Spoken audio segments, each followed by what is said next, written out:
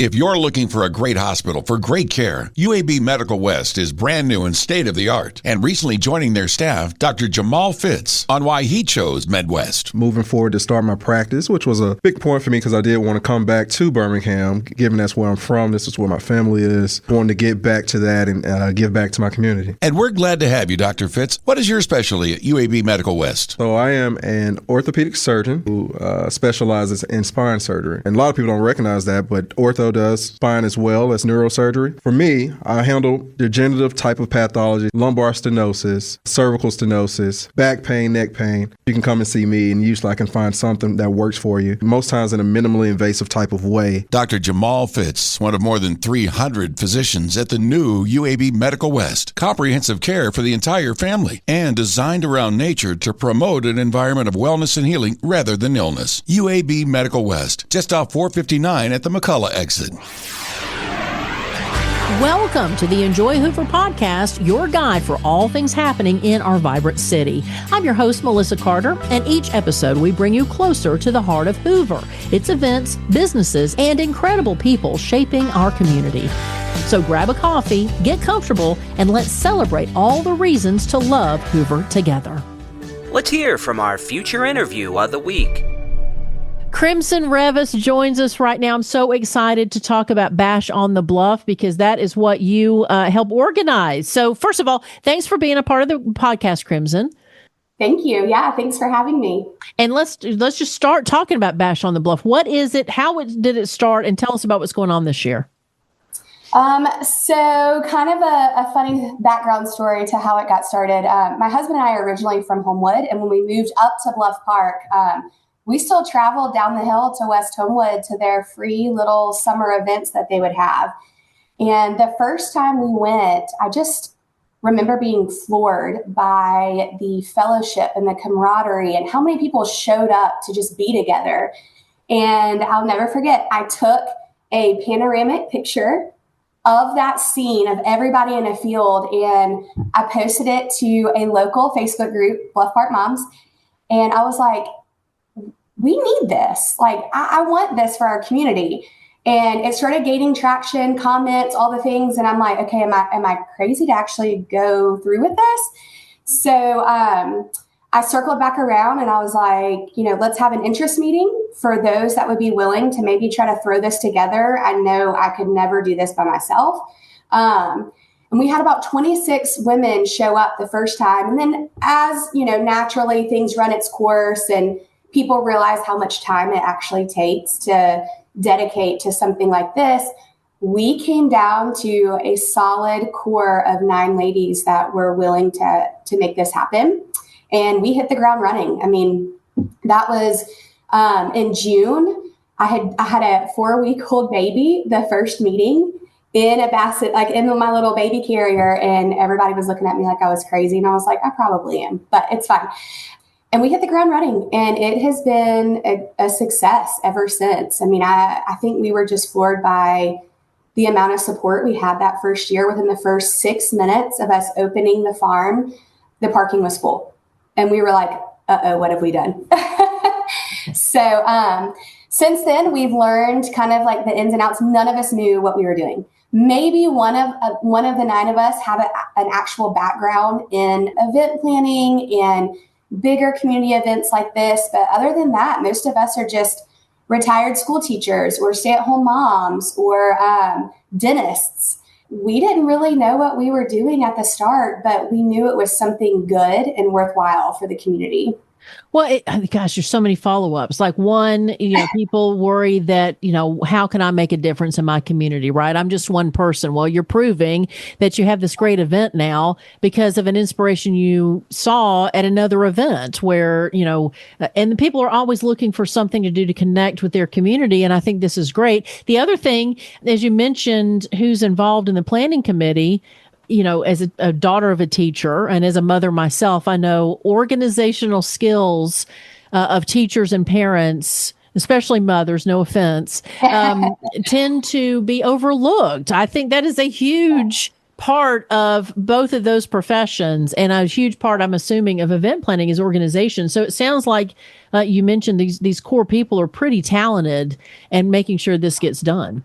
Absolutely. And I think the coolest part is with every passing year, we are able to tap into a hidden talent that somebody on the committee has. We have two girls, one that used to work for Chick-fil-A, one that's a dentist, and both of them have insane marketing skills. Like their ability to mark something up and make something in Canva or whatever app they're using and then push it out to the community blows my mind. And the fact that we are really able to kind of play off each other's talents and skills, I really think is what makes it so special to be a part of this committee, but also so successful and actually work for the better good. I love that. Well, Bash on the Bluff, it's your third year this year. Yes. It's going to happen on October 11th. And so do you think that it's where it's going to be from now on, or do you think that this year will offer another learning experience of how to make it grow as the years go on? Yeah, that's a great question. I never want to discount anything or count anything out. We know that things change and change is always a good thing. But right now, I think we have found our home at Oris and Oak. If you have ever been to the property, it's beautiful. I mean, most people in Bluff Park didn't know that we had this hidden gem of a farm just out in our community. And that first and second year, we heard a lot of comments of, wow, I didn't even know this was here, or this is beautiful. And the owners of the farm have just been so gracious. Their family is just so kind to the community in general. And when they partnered with us to allow us to have the event there, you know, we hit the ground running, working on it. And it just really has been the best fit so far. We have grown. That first year, we probably had, I would say, 800 or so people attend. And then last year, I think we were edging close to about 2,300. And that was just in its second year. So the farm also underwent massive renovations that second year, which was a big hurdle for us to kind of figure out, you know, hayride used to be here. Now we have to put it somewhere else. Or we now do not have the parking we used to have. And so we were trying to figure out shuttles and that kind of stuff. And the shuttles seem to work. We have two churches that are nearby that have just been so generous with their parking lots and allowing us to run those shuttles from their locations. So right now, I think we found a home at Oris and Oak. I don't know where this will take us. So we're just playing it year by year. I love that. All right. So someone's listening and they're like, okay, I've heard the past couple of years of Bash on the Bluff, or I'm new to the area and I want to be a part of this. So tell people what they can expect on October 11th by participating. Yeah, so we are pretty much a smaller scale, like fall festival. So if you think of like Helena Hollow or Old Baker Farm, we're a little bit scaled back, but we're also free. And that is in part to our amazing sponsors. I mean, we have local businesses giving $5,000, $2,500, $1,000 to make this happen because they understand that a community is only as special as the neighbors who are together and grow to love each other.